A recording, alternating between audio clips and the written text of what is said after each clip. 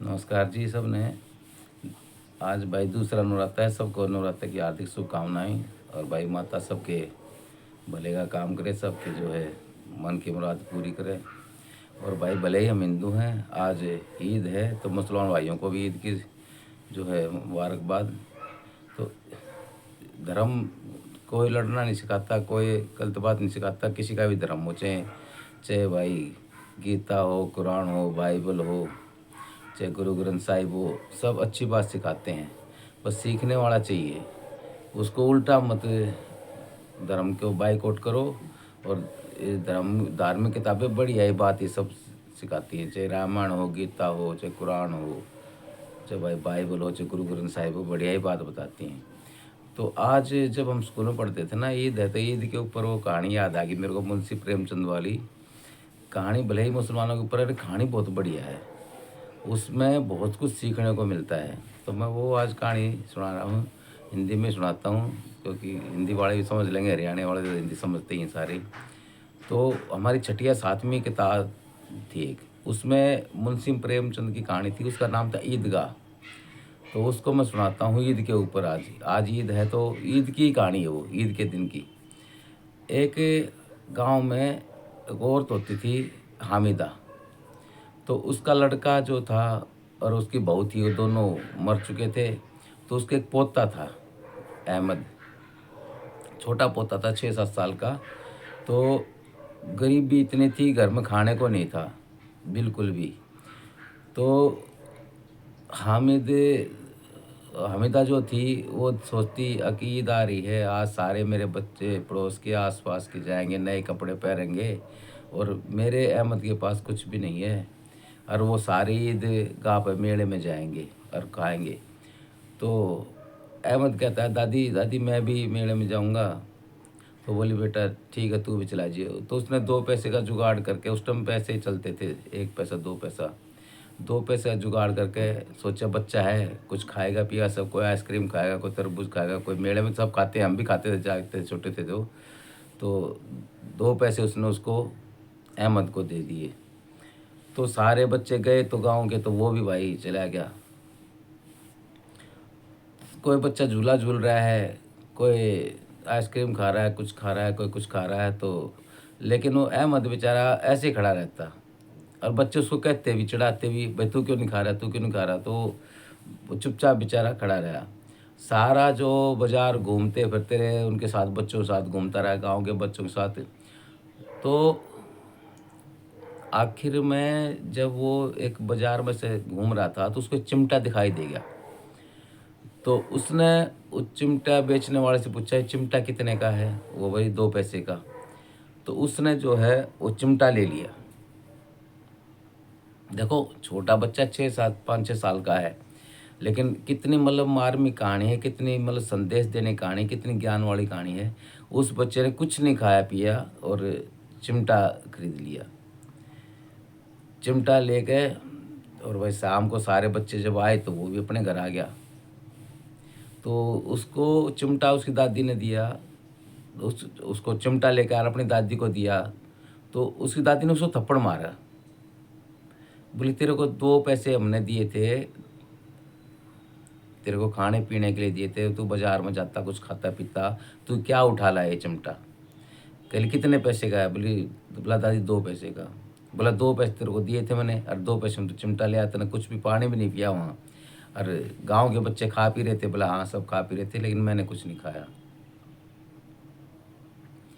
तो उसको फिर तो वो कहता है कि दादी मैं चिमटा लाया हूँ। तो बोले चिमटा तू क्यों लेके आया, चिमटे क्या जरूरत थी, तू खाया पिया क्यों नहीं। बोला चिमटा इसलिए लेके आया, जब तू रोटी बनाती थी ना तेरे हाथ जलते थे, अब मैं चिमटा ले आया, तेरे हाथ नहीं जलेंगे। तो मतलब छोटा बच्चा जो था, अपनी दादी के लिए इतनी उसकी सेक्रीफाइस करने की भावना, उसकी बलिदान करने की भावना, उसने कुछ नहीं खाया, उसके लिए चिमटा ले आया। तो मुंशी प्रेमचंद की कहानी थी, मतलब शॉर्ट में बताया हूँ आपको, पाठ तो लंबा था ये, लेकिन आज याद है मेरे को। तो भाई उस बच्चे का, चाहे भले हिंदू हो, चाहे मुसलमान हो, सिख हो, चाहे ईसाई हो, अच्छी चीज़ तो अच्छी होती हैं। उसकी दादी के लिए समर्पण है, सारे दिन भूखे पेट घूमता रहा, और वो ईद का त्यौहार था उनका।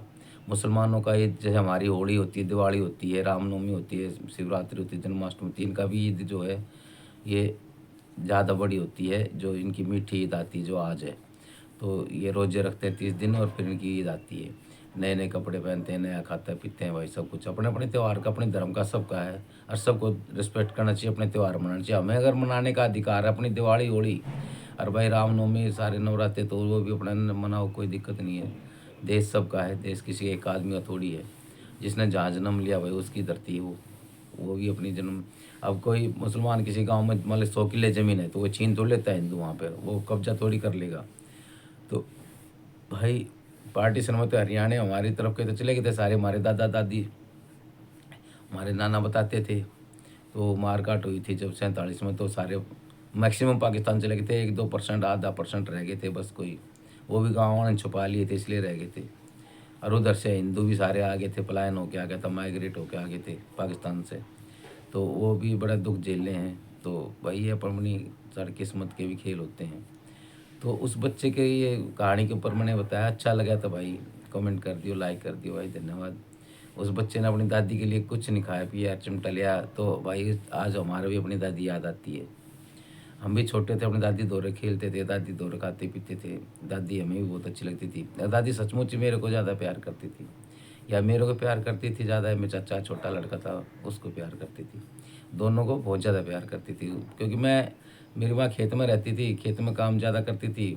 वो खेत में अपने काम में लगी रहती थी, लामणी में भाई जो भी काम होते खेत के। और मैं अपनी दादी दौरे खेला करता। तो भाई बहुत ही याद आती है, उसको ही मिस करते हैं बहुत ज़्यादा। गंगा जी जाता हूँ जब भी मेरे को याद आती है। मैं दादी जलेबी खाया करती, तो जलेबी में जाकर चढ़ाता हूँ वहाँ गंगा जी में।